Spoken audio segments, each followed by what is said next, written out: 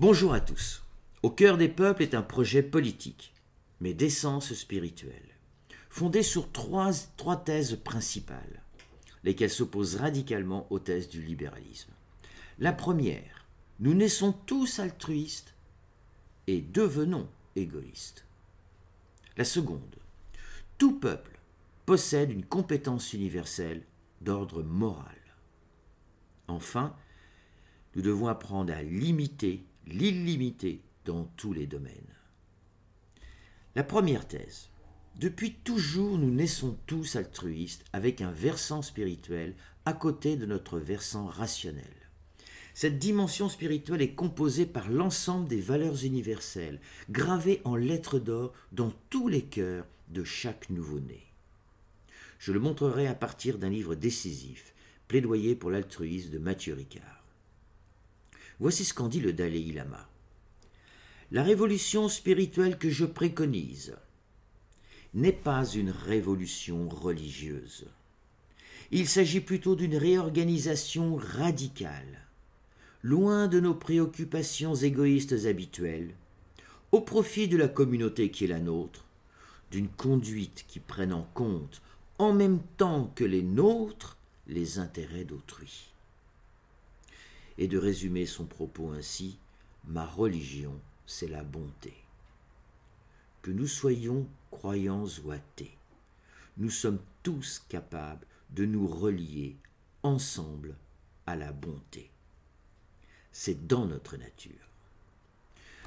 Voilà donc quelques mots pour cette première thèse. La seconde reconnaît donc à tout peuple une compétence universelle.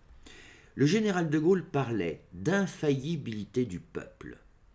Cette compétence n'est ni scientifique, ni économique, ni de l'opinion. Elle est d'ordre moral, au sens de la morale vitale, issue des valeurs universelles qui habitent notre biologie et que je distingue de la morale sociale. En clair, je parle du rite des gilets jaunes, généralisé, universalisé. Je montrerai par exemple que voter un budget plutôt en faveur des hôpitaux que des dividendes des multinationales est un acte moral souverain. Le pouvoir d'un peuple réside dans son cœur spirituel qui s'exprime par un vote éclairé et massif. Enfin, la troisième thèse, nous devrons apprendre à limiter l'illimité car nous ne saurions penser une société juste et équitable dans l'illimité. Beaucoup penseront, mais le monde est ce qu'il est depuis toujours, au sens que rien ne changera. C'est faux. Durant au moins 100 000 ans, Homo sapiens a vécu en bonne société, équilibrant ses deux versants ontologiques, enterrant ses morts avec un rituel, donc dans une démarche spirituelle, mais sans religion. C'est seulement vers 12 000 ans avant notre présent, lors de la révolution néolithique, que Sapiens s'est proclamé propriétaire et a dit « ceci n'est qu'à moi », sans plus jamais poser de limite à cette soif d'appropriation. J'ai nommé ce renversement psychoculturel la chute néolithique. C'est l'origine des malheurs, de la souffrance, des maladies aussi, et des religions. Cette origine n'a que 12 000 ans environ, pas 100 000 ans. C'est pourquoi nous devrons 1. Limiter la propriété privée. Et là, je m'appuie sur les travaux fabuleux de Thomas Piketty.